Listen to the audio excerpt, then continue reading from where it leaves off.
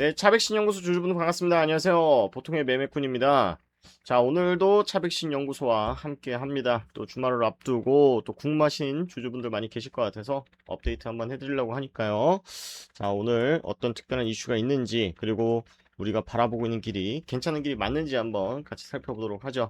일단 제가 차백신연구소 영상을 10번 넘게 올리고 있는 건 아시죠?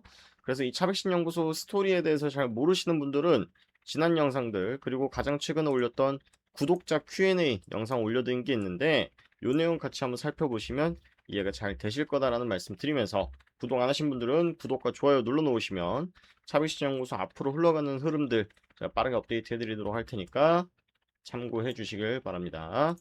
자, 일단 아리바이오, 소록수, 차바이오, 차백신연구소 이 세 개 중에 우리가 차백신연구소 봐야 되는 이유에 대해서 제가 지난 영상에서 설명드렸는데, 결국에는 아리바이오가 상장한 이후부터는 차백신연구소를 가지고 놀 거다. 그리고 아리바이오 같은 경우에는 비상장 주식이기 때문에 건들기는 어렵고, 그리고 소록수 같은 경우에는 나중에 차백신이랑 합병이 성공이 된다라 그러면 몸집이 많이 커질 가능성이 있기 때문에 건들기 좀 부담스럽다. 그러면 차백신연구소가 훨씬 더 변동성 크지 않겠느냐 라는 관점으로는 말씀을 드렸는데, 일단 두 가지 이슈를 한번 설명을 드려볼게요. 전환사채 발행된 내용에 대해서 한번 살펴봅니다. 자, 일단 40억을 땡겨 오겠다라고 합니다. 어떤 목적으로? 운영 목적이 되게 애매하죠. 되게 애매합니다. 지금 보시면은 이 연구개발비, R&D 비용이라 그러는데, 보통 이렇게 제약바이오 기업들이 R&D 비용 목적으로 많이들 이렇게 자금을 땡겨가죠. 자금 조달을 받아가는데, 자, 우리가 집중해야 되는 건 주가. 어떻게 될 것 같냐? 일단 3,210원으로 전환가액이 설정이 됐습니다. 그리고 이 최저 조정가액이 얼마냐면 2,247원. 즉 차비신연구소한테 돈을 빌려준 사람이 나중에 차비신연구소 주가가 빠졌을 때 3,210원보다 낮으면 적자지 않습니까? 그러니까 야, 너네들 주가가 어느 정도 이 기준 하에 주가가 떨어지면은 나중에 우리가 전환할 수 있는 리픽싱이라는 조건을 달아줘야 돼.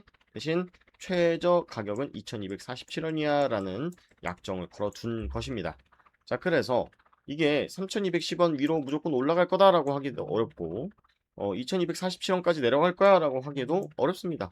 이것은 이제 얘네들이 어떻게 플레이를 하고 자금 경색이 생기지 않는다라고 하는 전제하에 3,210원 위로 올릴 가능성도 있다라고 보는 게 좋을 것 같은데요.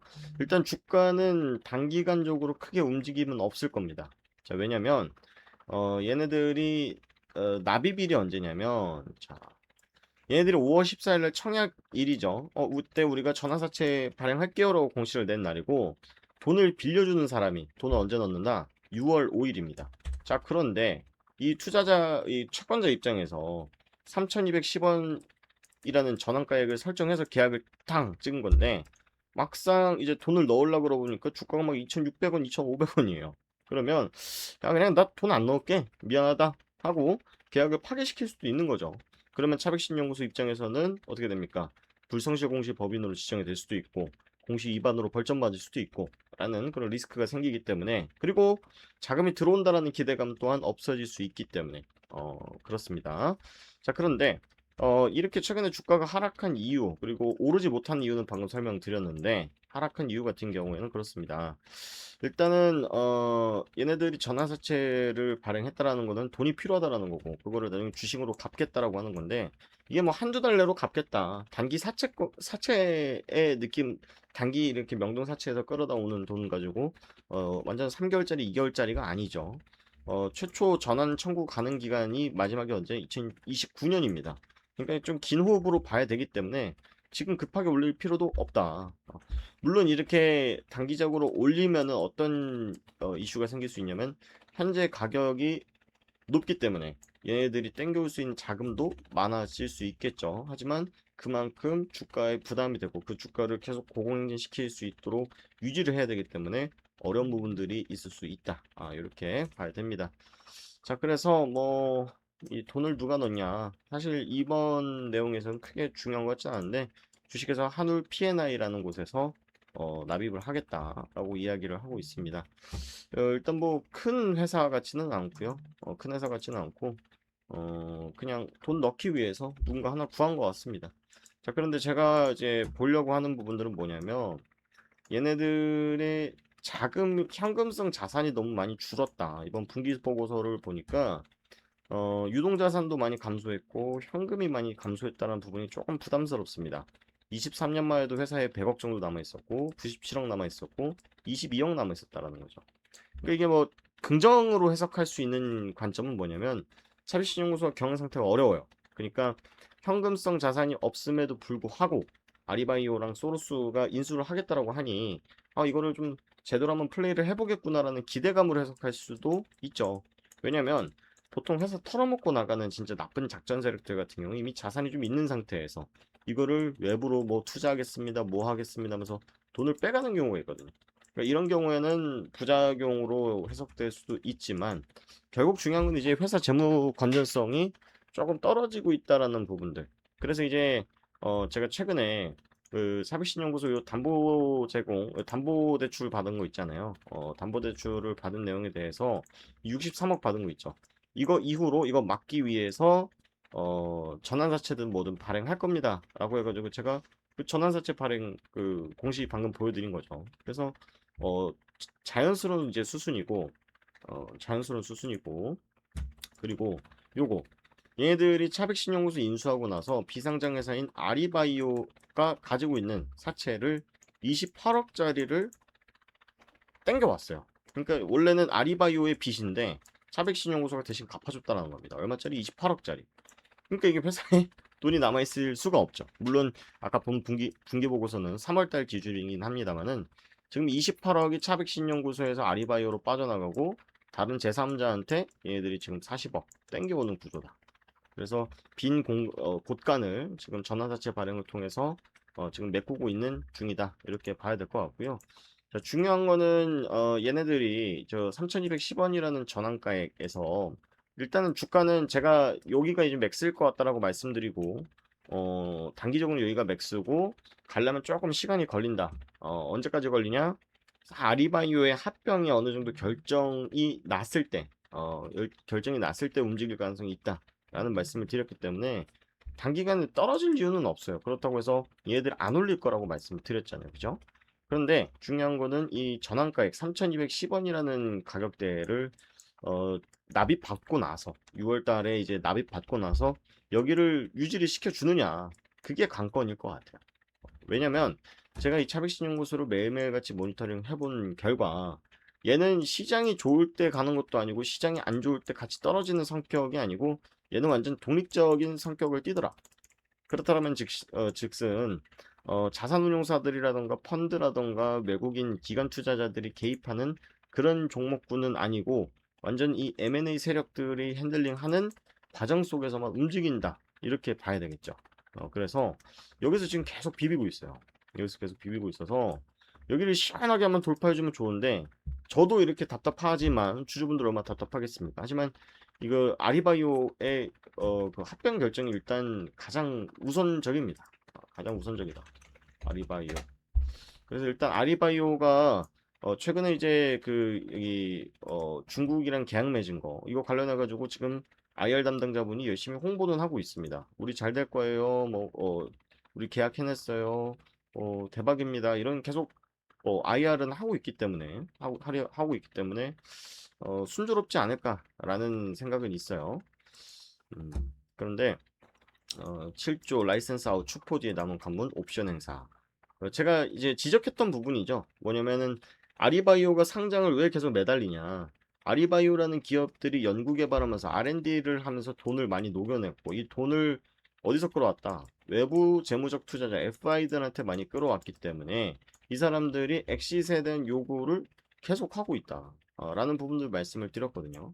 자, 그런데 여기 보시면 이번 계약은 푸싱 제약이 900억 원 규모 옵션피로 먼저 지급하고 임상 3상 톱라인 결과 이후 글로벌 독점 판권 확보를 결정하는 구조다라고 얘기를 하고 있어요. 그래서 이제 결국엔 기술력에 대해서는 인정을 받고 있는 게 맞다. 하지만 얘들이 얽히고 설킨 이제 자금에 대한 문제. 자금 지금 차백신연구소도 그렇고 아리바이오도 마찬가지고 자금이 이렇게 충분히 확보가 되지 않은 상태거든요. 그래서 거의 뭐 쥐어짜듯이 이렇게 화내고 있는 거라 요즘 최근에 이제 많이 나오고 있는 얘기가 미국에서도 사모신용 리스크에 대해서 지금 이야기를 하고 있습니다. 자, 요즘 빅테크 기업들이 대출을 많이 받은 거 아시죠? 뭐 AI 투자한다, 반도체 투자한다, 돈 많이 쓴단 말이죠.